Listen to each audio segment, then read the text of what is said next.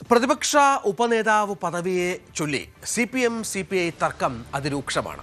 CPIക്കെതിരെ Facebook കുറിപ്പിൽ ആഞ്ഞടിച്ച സംസ്ഥാന secretary അംഗം CN മോഹനൻ കീഴ്വഴക്കങ്ങൾ ലംഘിച്ച് ഉപനേതൃ പദവി വേണം എന്നാണ് CPI ആവശ്യപ്പെടുന്നത് എന്ന് കുറ്റപ്പെടുത്തി. പിണറായി വിജയനെ ഒറ്റതിരിഞ്ഞ് ആക്രമിക്കാൻ ഇടതുപക്ഷ ഐക്യം വേണമെങ്കിൽ CPM സഹിച്ചുകൊള്ളണമെന്നാണ് CPIയുടെ നിലപാട്. സ്വന്തം നിലയ്ക്ക് 5000 വോട്ട് കിട്ടുന്ന മണ്ഡലം പോലും CPIക്കുണ്ടോ എന്നും CN മോഹനൻ പരിഹസിച്ചു. ഡാനി പോൾ വിവരങ്ങളുമായി ചേരും. ഡാനി, ഇതൊരു ചെറിയ പ്രശ്നമല്ല. നേരത്തെ മുഖ്യമന്ത്രി ഇതുമായി ബന്ധപ്പെട്ട നിലപാടാണ് CPIയെ പ്രകോപിപ്പിച്ചത്.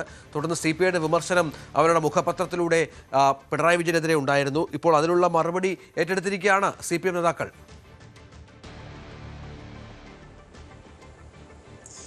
ഏതാണ്ട് ആ രീതിയിൽ തന്നെയാണ്. കാരണം CPM നേതാക്കൾ ഇതിന് മറുപടി നൽകുന്ന രീതിയിലേക്ക്, നേരിട്ട് മറുപടി നൽകുന്ന രീതിയിലേക്കെല്ലാം തന്നെ മാറുന്നു, അല്ലെങ്കിൽ ആ രീതിയിലേക്ക് അതിനകത്തൊരു വികാരം ഉണരുന്നു എന്ന് തന്നെയാണ് മനസ്സിലാക്കേണ്ടത്. ഇപ്പോൾ CN മോഹൻ, അദ്ദേഹം എറണാകുളം ജില്ലാ സെക്രട്ടറി ആയിരുന്നു, ഒപ്പം ഇപ്പോൾ സംസ്ഥാന സെക്രട്ടേറിയറ്റ് അംഗമാണ്. അദ്ദേഹമാണ് അതിരൂക്ഷമായ ഭാഷയിൽ വളരെ നിശിതമായി തന്നെ CPIയുടെ നിലപാടുകൾ വിമർശിക്കുന്നത്. ഒപ്പം അതിൽ പരിഹസിക്കാനും മടിക്കുന്നില്ല.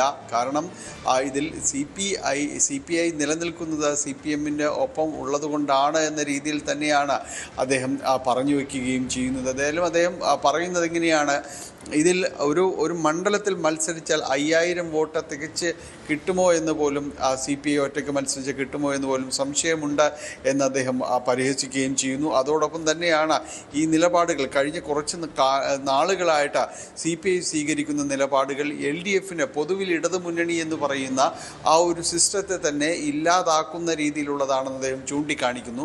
നേരത്തെ PM ശ്രീ എന്ന് പറയുന്ന കാര്യങ്ങൾ ചൊല്ലിയാണ് അവർ വിവാദങ്ങൾക്ക് തുടക്കമിട്ടത്. അത് ഈ മുന്നണി സംവിധാനത്തെ, അല്ലെങ്കിൽ ഈ തെരഞ്ഞെടുപ്പ് രംഗത്തെ തന്നെ പ്രതികൂലമായി ബാധിച്ചു. തദ്ദേശ തെരഞ്ഞെടുപ്പ് സമയത്താണ് ഇത് ഉയർത്തിക്കൊണ്ടുവരുന്നത്. അത് പ്രകടമായി തന്നെ അത് പ്രതിഫലിക്കുന്നു. അതിൻ്റെ തുടർച്ചയെന്നോണം ഇതെല്ലാം തന്നെ നിയമസഭാ തെരഞ്ഞെടുപ്പിലും ഇത് പ്രതിഫലിച്ചിട്ടുണ്ട്. അതിൻ്റെ തിരിച്ചടികൾ ഏറ്റുവാങ്ങേണ്ടി വന്നിട്ടുള്ളതെല്ലാം CPIയുടെ ഈ നിലപാട് കൊണ്ടാണെന്നത് അത് ചൂണ്ടിക്കാണിക്കുകയും എല്ലാം തന്നെ ചെയ്യുന്നു.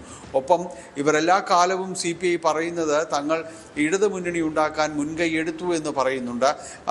മുഖ്യമന്ത്രി പദം വരെ ഉപേക്ഷിച്ചാണ് തങ്ങൾ ഇതിലേക്ക് വന്നത് എന്നതെല്ലാം തന്നെ പലപ്പോഴും വളരെ ഉയരത്തിൽ തന്നെയാണ് ഇവർ വിളിച്ചു പറയുകയും ചെയ്തത്. പക്ഷേ അത് ഒരു തെറ്റായ കാര്യമാണ് എന്ന് തൻ്റെ കുറിപ്പിലൂടെ, സമൂഹ മാധ്യമങ്ങളിലെ കുറിപ്പിലൂടെ CN മോഹൻ ചൂണ്ടിക്കാണിക്കുകയും ചെയ്യുന്നുണ്ട്.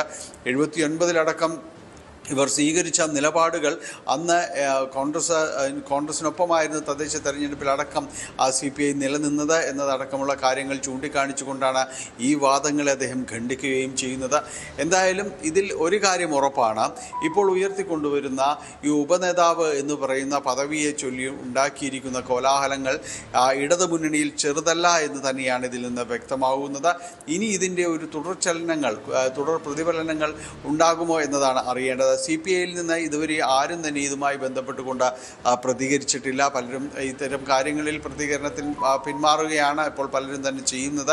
എന്തായാലും ഇത് സമവായത്തിലേക്ക് നീങ്ങുമോ അതോ ഒരു കൊട്ടിക്കലാശത്തിലേക്ക് വീണ്ടും പോകുമോ എന്നതെല്ലാം തന്നെയാണ് അറിയേണ്ടത്. ഒരിടവേളയ്ക്ക് ശേഷം അദ്ദേഹം ഈ കുറിപ്പിൽ സൂചിപ്പിക്കുന്നത് പോലെ PM ശ്രീയുമായി ബന്ധപ്പെട്ട് തുടങ്ങിയ വിവാദങ്ങൾക്ക് ഒരിടവേള വന്നിരുന്നു. അതിനുശേഷം ഇപ്പോൾ ഉപനേതാവ് പദവിയെ ചൊല്ലി വീണ്ടും അത്തരം അസ്വാരസ്യങ്ങൾ തുടങ്ങിയിട്ടുണ്ടോ, മൂർച്ഛിക്കുന്നോ എന്നതാണ് ഇനി അറിയേണ്ടത്. രഞ്ജിത്ത്. ശരി ഡാനി. കൂടുതൽ വാർത്തകൾക്ക് News 18 Keralam YouTube channel subscribe ചെയ്യുക.